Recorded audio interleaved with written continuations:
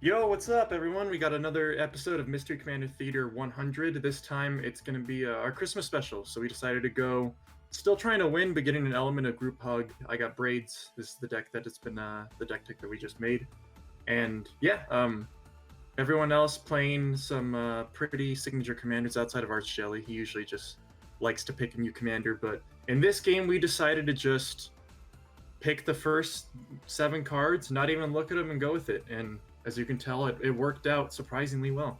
There were no landers. Everyone got to do something. So that was something that was super surprising to me at the start. But Yeah, it's not often that everyone gets to keep a good 7, especially you all, and with the free mulligan you get. Describing some of the other decks that are featured in the table, we have Xyris, which will give your opponent cards once it does damage to people, sort of a wheels deck. I'm playing Belbe, the Corruptor Observer, which is a mana, gives mana to your opponents once they do combat damage to players or damage before their second main. And then Archfield is playing Selvala, which will give cards to your opponents during his turn or during parlay. yes, and I'm when Braids is out, I don't know, you can get a lot. So kind of whatever's in your hand. It's pretty chaotic almost because everyone's giving themselves so many resources, which you would hope turns out for a quick game. Looking at the board stage right now, I am on tap with a Mana Crypt, City of Brass, and a Pinger. So once I've played Belbe here on my turn 2, I'll be able to use 6 mana, or Yeah, 8 if I wanted strong. to. Yeah. And I'll use that to cast Conduit of Ruin, which will fetch me a Cosmic Butcher of Truth on turn 3. Turn 2. Yes, and you have you actually do have the mana for it. You're at 10 once you get us. So we're gonna need some interaction here, or just at least Kozilek. This one isn't an Annihilator one, so it's not gonna just completely shut someone out of the game. At least this early, like an Annihilator trigger this early is insane. So Oh no, that one has Annihilator. or something like Ulamog. I mean, like Sure. where on the cast you get an exile and you get to get rid of it. But I go for Risk Study. Hopefully I can draw some answers. But Bad Kitty just opted to go with Xyris. And I believe Bad Kitty could have played Xyris last turn, but he unfortunately put down the wrong land and just decided to take it and hold it like an honorable dude. So For sure. Turn 3 here, going to my second main, we'll have the 6 mana available. Due to Conduit of Ruin, my first creature spell will cost 2 less. So 2 plus for Mana Crypt plus 6 will cast Kozilek for 8, paying 1 for the Risic. That is a turn 3 Kozilek. That it beats Nice. Yoda. That beats Show and Tell because you even get a cast trigger on it. yeah, that's true. You had a. I think this is a start you would mull for. Yeah. And you just got naturally. But this is one of those things where it's I think it was actually really smart to go for the draw 4 because based on the amount of mana that you have, anything's really castable. So you're just kind of trying to get more threats and more answers onto the board. Yeah. Archfield having a slower-ish turn, only 1 permanent down, turn 3 Selvala. You know, again, keeping your top 7. Ideally, that deck wants to be playing a Dork or Mana Rocks, right? To be ramping into something. That's fair, yeah. And I guess Braids to an extent. I got the Mox Opal, but unfortunately it was the wrong kind of ramp. Checking over to see what's that, or what exactly the Kozilek does, and yeah, so I have my own Kozilek. It can be killed much more easily. But I also want to get that Annihilator trigger going. It's pretty brutal early on in the game. It is. And I was also thinking that if you did that to me... Oh, here's Phyrexian Altar, actually. I forgot about this part of the game. So now Bad Kitty has access to 6 mana. Yep. Goes for a gamble. Now here he doesn't really have anything to win off of, but I assume this would probably just be a wheel so he can go into more. As everyone draws, he'll make more snakes and then he'll have more mana, so kind of fuels itself. Yeah, it's a pretty good synergy. Let's see what the gamble this card is. I'll pick it. I got a Mental Misstep, which pretty good. I mean, it's interaction. But I highly doubt that's what you would gamble for. So here we see Perforos, God of the Forge, and Bad Kitty is looking to possibly go for a wheel now that Perfos and some kind of payoff is on the board. And Yeah. he goes for a mystical tutor. So at this point, we're kind of aware of what's going to happen. And we're bracing ourselves because a wheel here with Perforos, I believe this is still early. This is turn 3. So Archeli, like we've said before, he's just been draw land, go. Yeah, so Bad Kitty is turn 4. Notably, you're giving him mana with the Ristic Study. I think at some point you will stop like drawing. I'm sure you're drawing for answers. But every time you draw off Ristic Study, he makes a snake, so... Yes, yeah, that's... I wanted to stop here because if I gave him more mana for interaction at this point, based on what I have in my hand, obviously, I can recall what I have. I know I have a Pongify, which I do want to use in the Kozilek, but I am trying to at least get rid of the wheel or get rid of the Xyris. So one of these pieces, because if we get wheeled at this point, yeah, Windfall especially, because now we're drawing the highest amount, so we're drawing whatever I have. Take a lot more damage. This is going to kill us, so I have to respond. What do I go for? I go for Chain of Vapor initially on the Xyris because I do want to wheel. I would like that, but Bad Kitty goes for Pact Negation. And here, this is one thing where, you know, you're looking at the mana and what he has at the moment. It's pretty risky. Because I believe the altar's destroyed, you have no way to pay for it. And yeah, I don't blame him for going for it, especially because it was because of the win. But and I respond with my own mental miss. Oh yeah, mental misstep coming out. Yeah. So Vampiric Tutor. During the whole interaction, notably, I went for Vampiric Tutor, tapping my fetch land that only taps for green. I have I can fetch for a swamp, and I ended up doing that in my upkeep. Notably, during your interaction with Bad Kitty, you use both a Pongify and Chain of Vapor. Those are both 1 mana cost spells, and he had Gamble away or discarded because of Gamble Mental Misstep. So yes, something to at any point in time, if there were something else in his hand, if it were this nature's, oh no, everything that was discarded. What am I saying? He gets my nature's claim. I think it could. It was it's arguable whether you want to hit the pinger or do you want to hit the Ristic, based on what's going on. But I can see his reasoning. I also don't mind the 4 life. We're starting to get to that beatdown part. So.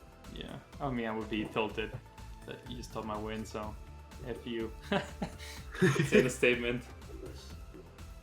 But out of this whole interaction, I think I'm sitting pretty. I just got like 10 cards. I have a Call Slick on the battlefield.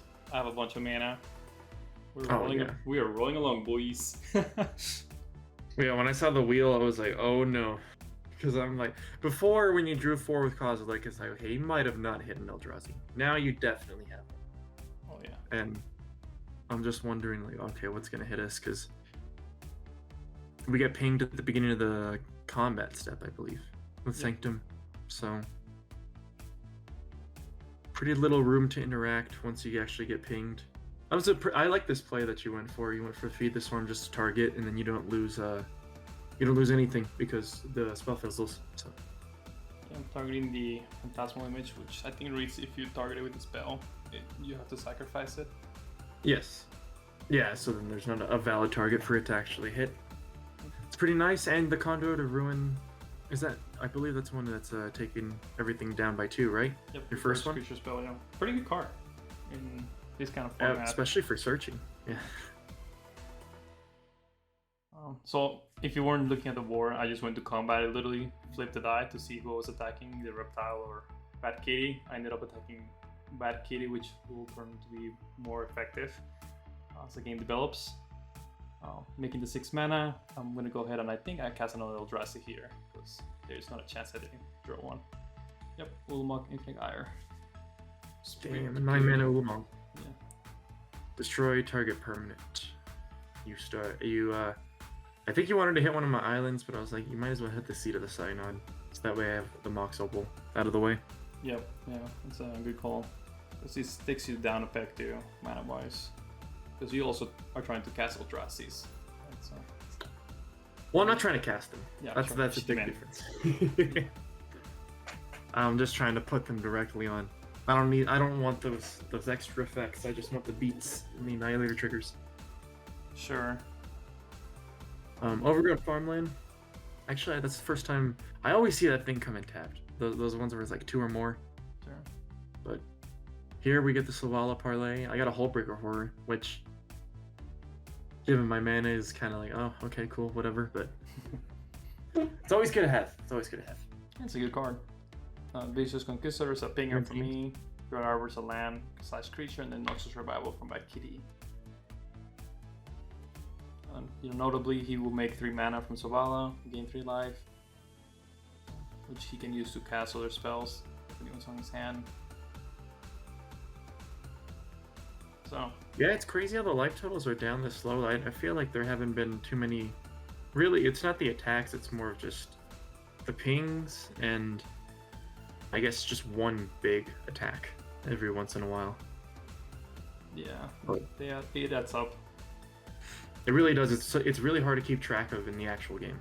Like in the actual game, I'm pretty sure I was off by a good amount, but it's good. It's good to have it here. Yeah, the correct life totals. Comment down below if I math wrong. You'll be surprised how we did. You know, if you just follow along and do the math to this point, that's insane. That's some dedication. Yeah, dedication to prove two people wrong. Close out our bullshit. Howling Mine into Magus the Vineyard. So here's some actual group hug going on right now. I mean, we have group hug aspects, but this is some true group hug. Excuse you, sir. I was giving mana to everybody who went to combat, so. Yeah, and I'm giving Excuse you. stuff. I actually did appreciate the green. The green mana was nice because I think I just get to play a free rock and turn on the opal. Yeah, that's when I was told. I was like, oh, okay, yeah, the 2 green. Belwar Stone. At this point, okay, resculpt's really important. I wanted to make sure that I could cover the Eldrazi's correctly. That's why I wanted to use Pongify on the Kozilek, because it's a creature that it's one of the Eldrazi's that can be destroyed just by normal means. But other than that, you have to bounce them, resculpt them. Guild Drake was really nice here. I'm able to take the Ulamog, which is indestructible. So at this point, I am just looking. Hopefully, Homeward Path doesn't come down and screw me over. Jewel Lotus up to the top of the library. But if you have been paying attention, I think I am my turn here. Oh, no. Strionic Resonator. Also, another really good card with Eldrazi's. Pretty cheap. And you just get double Annihilator triggers.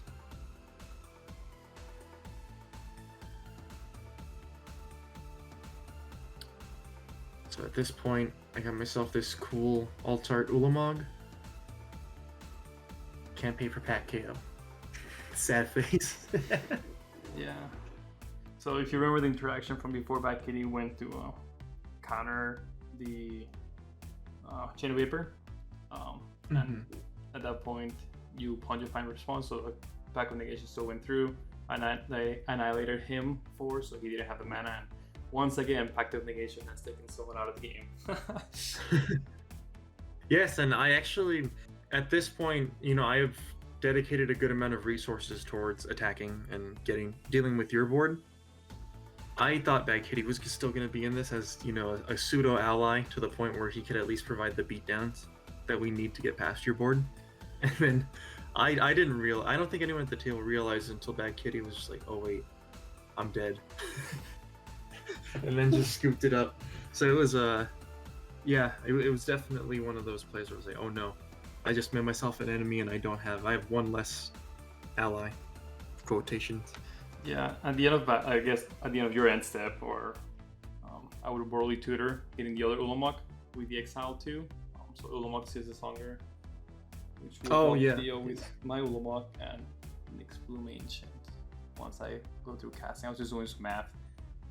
Make sure I can cast him, especially with the 2 free mana, 2 cards we get from Arc Jelly. Boom, the boy. Ulamog. Yeah. Well, at least I'm making you your own stuff.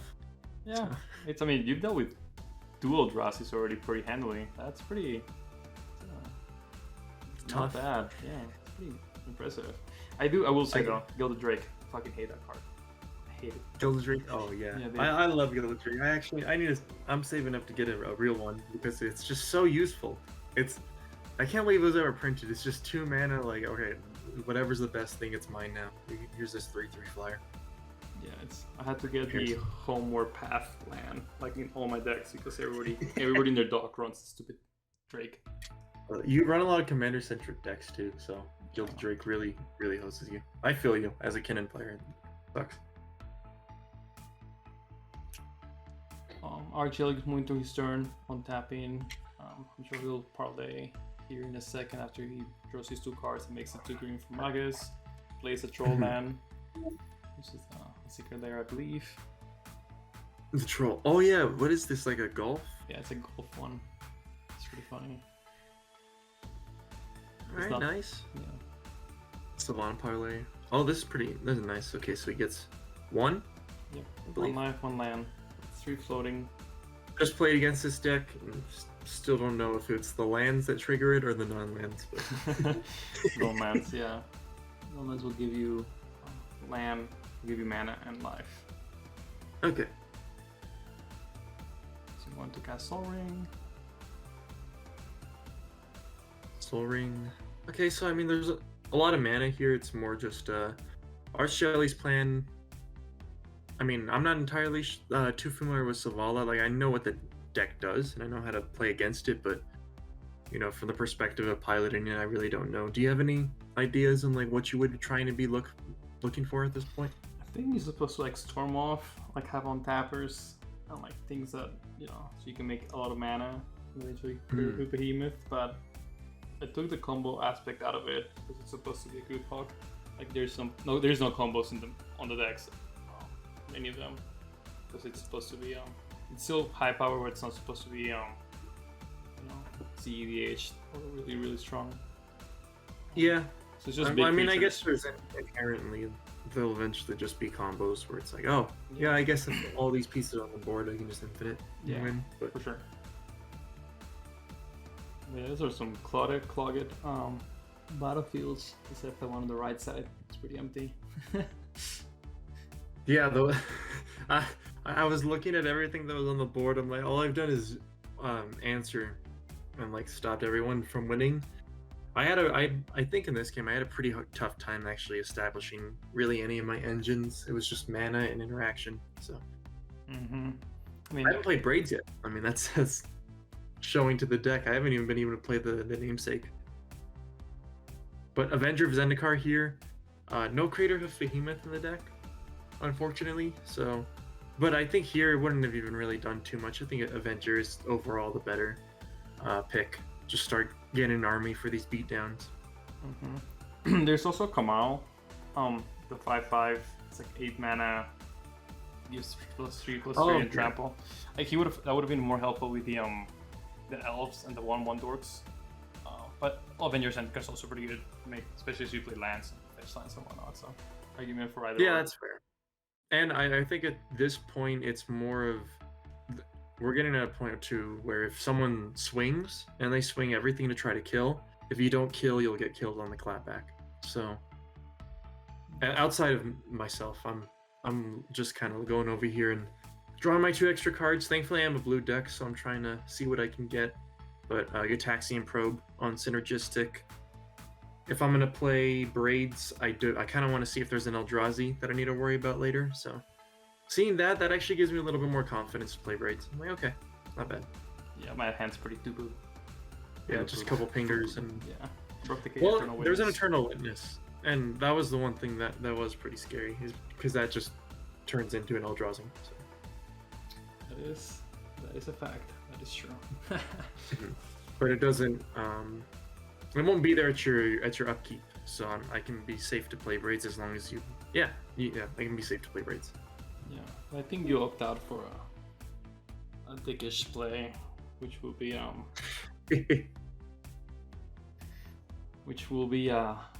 come on, Reptile, play the card. Here it is. Well, I had to communicate sometime, but yeah, I go for Cyclonic Rift. You might upkeep. Of course, mostly And it's a kind of unfortunate they put the Witch's Oven, because this was my original plan was to be able to Cyclonic Rift everything back. Because I had it in my hand previously, and since he dealt with the Eldrazi, I would just bounce it and then Gilded Drake and just kind of keep this loop going of constantly taking the Eldrazi's away, and then eventually getting to play my own. And I don't think I had any Eldrazi's in my hand. I had like Hullbreaker Horror and Tidespout Tyrant, so just big blue creatures. Yeah. So during the Cyclonic Rift, Archeli went ahead and silenced me as well. Of course, popped Ranger of Captain of Eos, so I could cast any non-creature spells. I then Witch opened the Gilded Drake, which will sacrifice it, and since I have Academy Ruin, I will make one clue, one food, and one treasure. I will use that to pop the to cast Abrupt Decay on your mana rocks, because as you mentioned, you have big things on your hands. So I want to keep you off those as much as I can. And then I will use the Mana Crypt mana to pop a clue. Then we'll go to my upkeep. Eventful. Nice. Yeah, it was just another board wipe. I mean, this has been a really stagnant game. I feel like I said before, there haven't been too many attacks. It's just been slow residual outside of Bad Kitty killing himself. That was pretty out there and changed the game definitely, but I think it was kind of going in this direction anyway. We were kind of doing the same thing just without Bad Kitty in the picture. Yeah. And I will say, for all those that are still watching at this time, Belbe and Selvala will not be making an appearance in the future or in the near future, because they were painful to edit. Dear God, life totals just all over the place. Yeah. I can imagine. I don't have to do the editing, so thankful for that. But here you go for Kodama. Sin. I didn't even realize that you had Kodama in your hand. Was that your top deck? Yeah, so I drew Kodama and I drew the cat, the Familiar Cauldron, Black Cat. Nice. Which are pretty good cards. Oh, and I guess the Sanctum, we could talk about that, where you countered it at the upkeep, but it didn't actually change the way that this turn was going to be played. Like the only thing that would have changed, I guess, is the cat would have just needed to come out instead, because the trigger would have been there. But like you said, you drew into Cauldron Familiar in your hand, and I believe you could have played everything out except for maybe one of the other pingers, but it's pretty irrelevant at this point. Yeah, it doesn't. I don't think that affects the game too much. But yeah, you're right. It should have been. You were being technically correct here. It should have been the cat that will drain as it enters the battlefield, so I can have the 4 extra mana, play Kodama, then pass the turn. Yes. Yeah. So here's an Avacyn. Actually, pretty useful against the Eldrazi's. I know some of them. They mostly sacrifice and exile. But flying Vigilance, really useful at the moment. The indestructible part is kind of icing on the cake, but being able to hover over things outside of Kodama, pretty good. Yeah, that is pretty good. Also, with the Spore Frog, combat damage, as mentioned, is relevant in this kind of format or game. Yeah, that was a really smart pick by Archeli, because I remember we were thinking like, oh, maybe Esper Sentinel, but it's kind of too late, and then it's like, I guess if it's in combat, I'll just get Spore Frog. Yeah. Thankfully, Archeli, Howling Mine, so I get my 2 extra 2 draw. What a bro. I know. Feels good. So I get 2 draw. Here I'm like, okay, I'm getting lands. I feel like I'm going to need them because they're going to be gone in a bit. But finally get a cast Braids, and knowing what's inside Synergistic's hand, because I bounced it, I'm going to cast a Vanishing Enchanting Braids, and then pay another 2 and have it phase out. Yeah. So phasing her out prevents both Archeli and I to use her ability, so only you will benefit from it, right? Yes, correct. Phasing her out makes it so that way it's not, she doesn't go into exile or anything, it's just it leaves the battlefield and then returns on mine. So since she's not on the battlefield, you guys do not get the upkeep trigger, and then when it comes to my turn, she'll phase back in and I get the trigger. Sure. So here I went to my turn. I play my land for turn, and then I play mana crypt. And because of Kuroma, I can put a thing with less than or equal to mana value. So I put another extra land. Similar with Turn of Witness, I went ahead and put a Soul Ring to the battlefield, and then I will have a ETB trigger from Eternal Witness. So it's pretty eventful turn. Yeah, pretty good. Like I said, that Eat Witness was a scary thing because it could just turn into anything in the grave. But here you decided to go for the Cascade instead of one of the Eldrazi's. Now, why did you want to go for the Cascade? Just trying to get more value off of it? Maybe Well, since you get more cards? I actually don't have any Eldrazi's on my graveyard. Almost in my hand, and then the other two are exiled. Oh yeah, that's right. Yeah, I forgot some of them shuffled back in. I was like, there have to be more, but yeah. So I went ahead and cascaded. Technically, I did this for ease of editing, but technically the cascade triggers are all independent, and the first one, the first cascade trigger resolves first. This matters mostly if you're trying to tutor, like a vampiric tutor or a worldly tutor, so you can put something on top. So technically, Concordant Crossroads will restore first an Assassin's Trophy, will restore first a Mana Bolt. But nonetheless, it does not affect gameplay. But yeah, just as an FYI. Yeah, there were a couple of rulings in here too, where we were a little confused on this. And Concordant Crossroads, when I saw that hit the battlefield, man, I was sad because I knew I was dead. Oh, you're dead. There's no way I'm not dead. So dead. Yeah, seeing this, I was in my hand. I believe I had, like I said, I had the two big blue creatures that bounce things. So I think I might have been able to interact with the board here, but once I saw that there was haste on the, what is that, 10/10 Apex Devastator? 10/10, and then a bunch of pingers, Eternal Witness. Oh yeah. Yeah, I was like, oh no, I'm dead. So yeah, pretty good overall. I was just kind of waiting out, but I feel like I was a little too slow. Like I couldn't really find a good time to get Braids down outside of then, and then I just died there. So quite unfortunate. You joined the phone with Bad Kitty, who's been dead for approximately 30 minutes real time, just chilling there.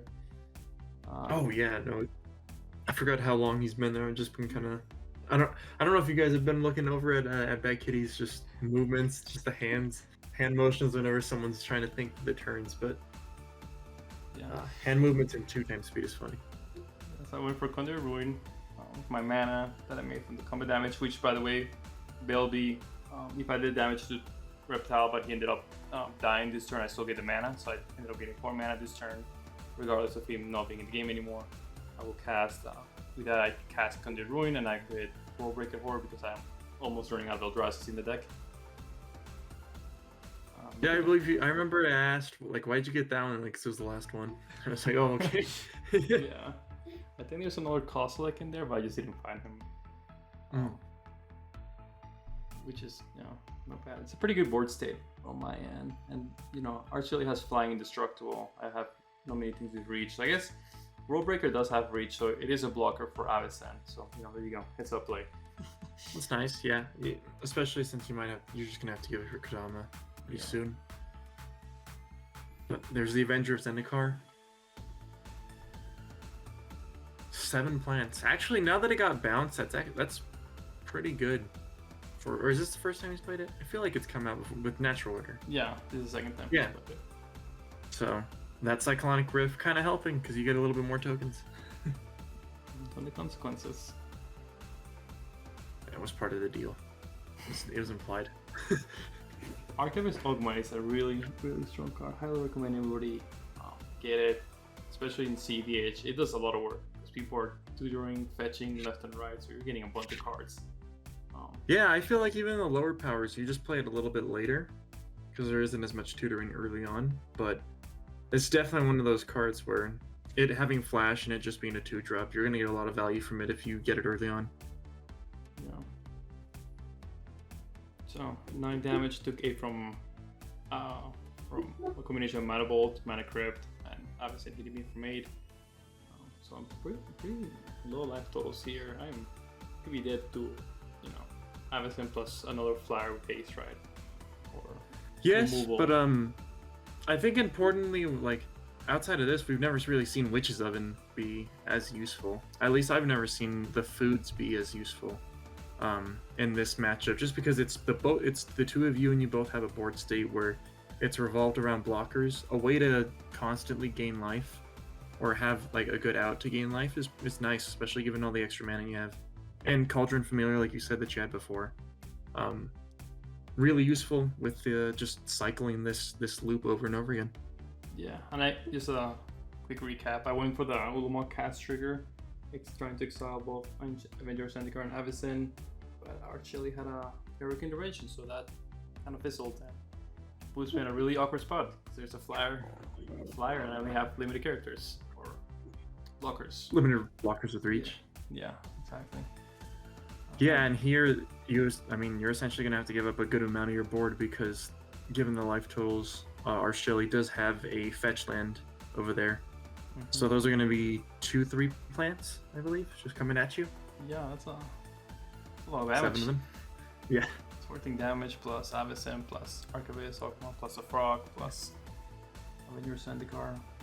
Yeah, and the Spore Frog is really helpful here. It gives Archeli basically a free turn to attack because he can afford to tap out of all of his plants, not keep them as blockers, just because you can sacrifice Spore Frog if Synergistic decides to attack, and then you get him back. So really, really smart pick on that. Ended up paying dividends. I remember we asked him, and he was like, "Trust me, I think this is gonna be good." Yeah, because that means if I go to combat or whatever, decide to go to combat, that's just negated, like you just said. So pretty good card. Like, and Annihilator here isn't terrible because he can just sack plants. He can sack Howling Mine, which he probably wants to at this point. Yeah, the biggest weakness with this kind of big mana decks are usually often you don't have a way to draw cards.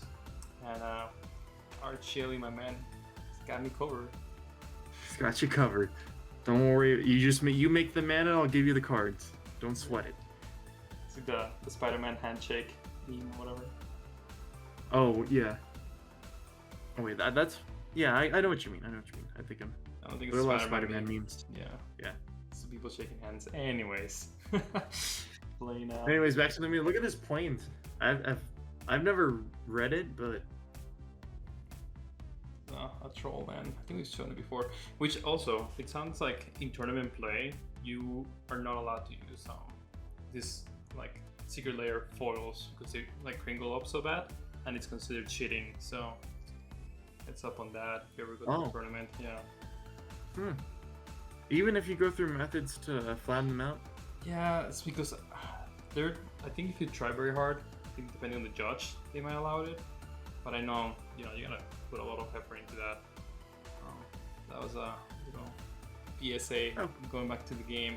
Actually, didn't actually know that. Well, I mean, we were just kind of, the audience and myself were just kind of looking at planes. So I'm down. It's an interesting planes, and we got some lore behind it, the competitive lore.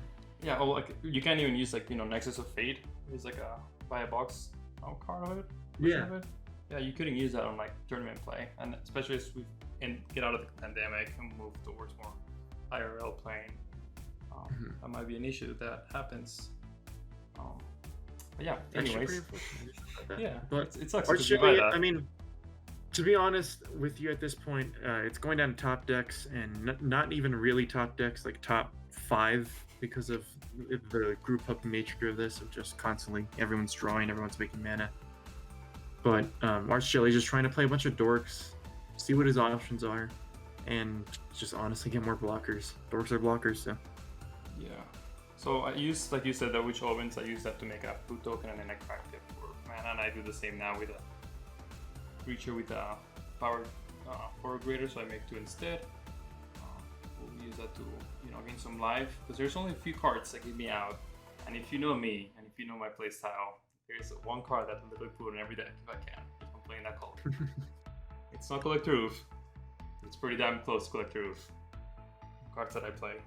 It's not even like it's Toxic Deluge at this point. If you missed out on the lore and you haven't seen Synergistic decks before, but yeah, its decks always have black. They always have Toxic Deluge, which was really useful because it gets past things like this. But Archeli does have an out as well. He does have Farewell, which is the white version of this. More expensive, but will hit everything. It'll hit the enchantments. It'll hit the oven. You'll essentially just kind of have whatever's in your hand and your lands. So Just stop that Not- at that point if he hates the fireball. yeah, and these foods actually allowed you to do that. Allowed you to cast the Toxic Deluge. So Witch's Oven coming in being really strong. The Witch's Oven also stopped you from getting your Eldrazi stolen again.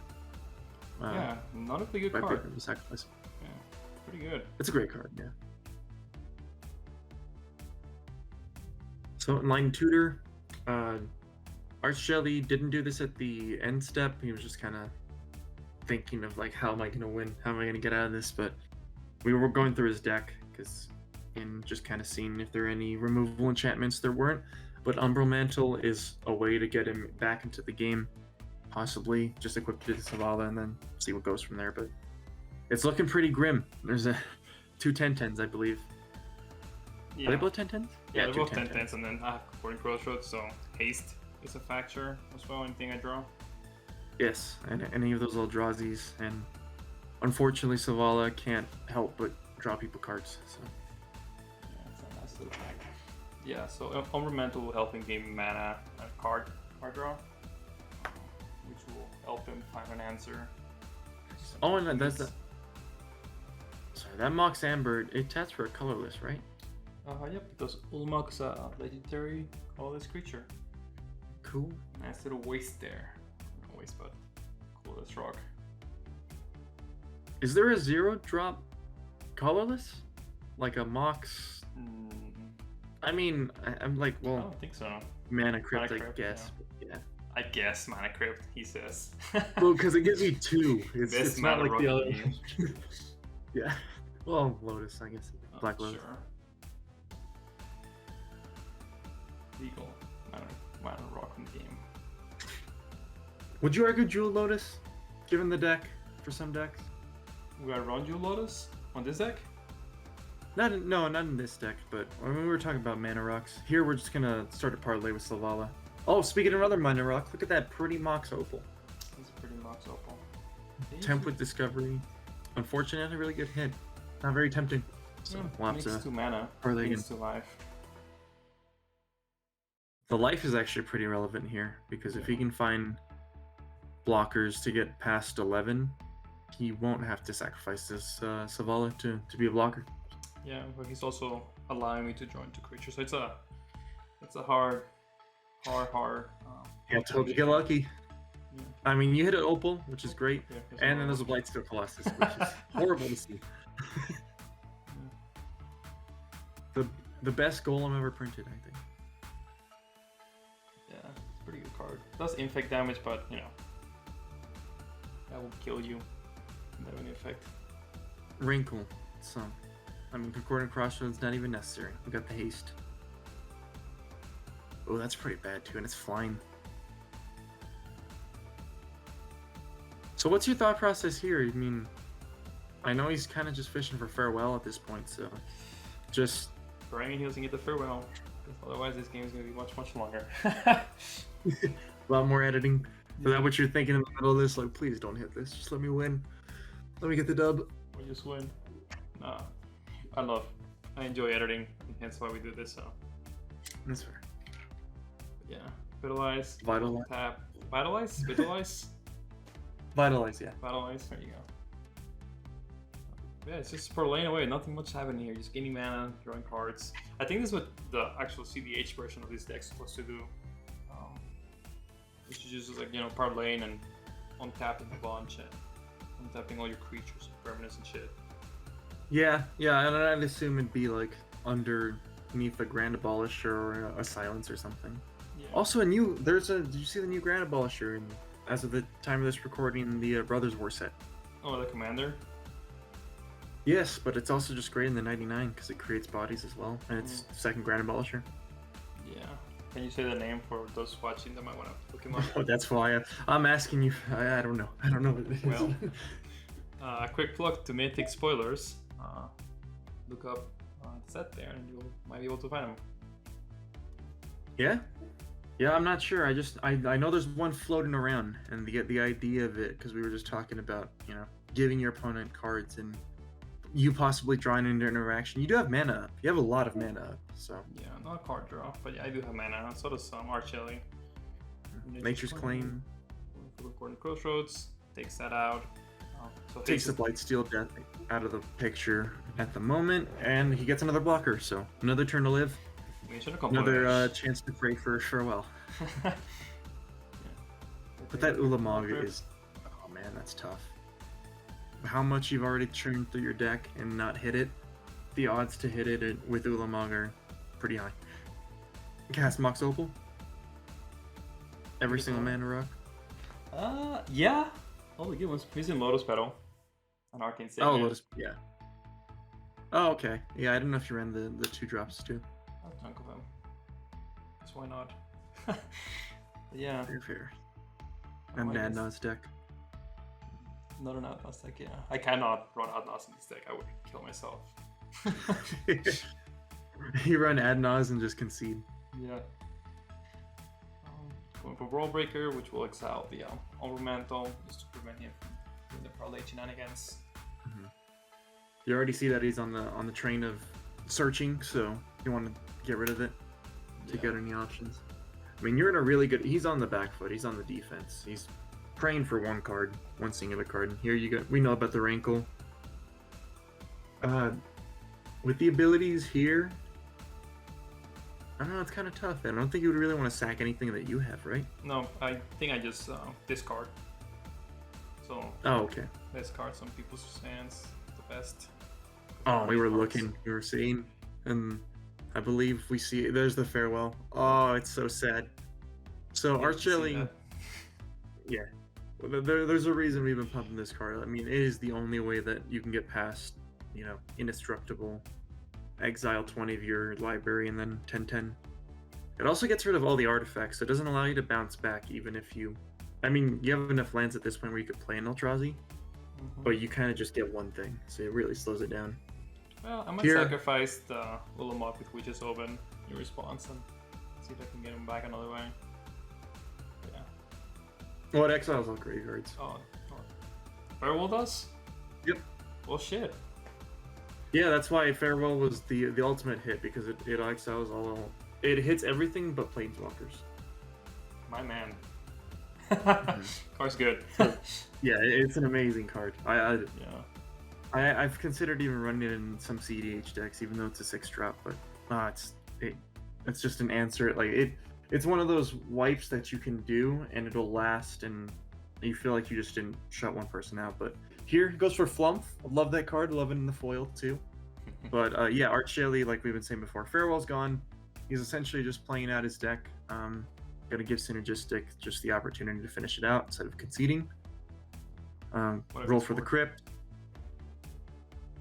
And here, I believe, yeah, you just swing at him. Yeah, you're just like, okay, enough of the editing. All right, it's been long enough. Let's get it over with. And Belbe taking it. Pretty good. What did you think of your win? I think it's pretty good. I think, the opening hand was really good. This kind of decks where everybody's giving resources definitely benefits my deck a bit because I'm just drawing cards, which is something Belbe struggles with. Mm-hmm. You can't have big creatures and drawing a bunch of cards. Can't have it all. So I think it's you just pretty have good. Mana. Nice. Yeah, I think it was I mean, Belbe on her own is pretty good too, and I think it was a pretty good showcase. Braids, I felt like I was really reactive, and I didn't get to put any of my big stuff down, but overall, enjoyed it. Yeah. Well, I guess we wish everybody a happy holiday season. Everyone has a good holiday season, good year's end. Thanks for watching. Please give us a thumbs up or subscribe if you like. Any more content from you? All that stuff, all those plugs. All those plugs, yeah. We put in, yep. Plug.